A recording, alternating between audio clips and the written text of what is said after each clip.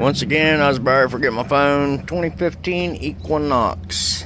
Got some around the battery wiring issues. I go ahead and remove some of this along the back side here, just to make it easier to lay this out of the way to do battery replacement. If the customer's got it, I'm gonna go ahead and throw it in there for them. I believe they said they got it, so let me get back to it.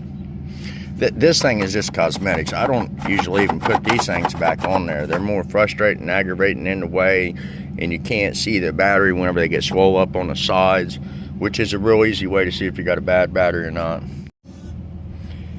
And where's your battery at? Right there. I went ahead, made it simple not to end the date on it too, because people want to know, in case there's other types of issues.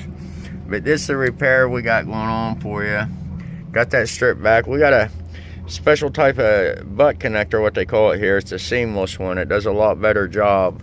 And then this heat shrink right here. It has like a hot glue gun on the inside kind of stuff.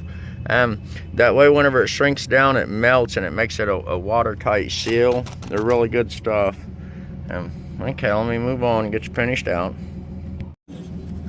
So I got you patched up, put some protective right here, that way it won't corrode. I got the date underneath there. I'm gonna go ahead and put it here on the top so you can see it.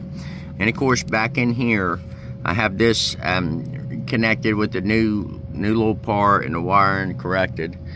And yeah, that's about it.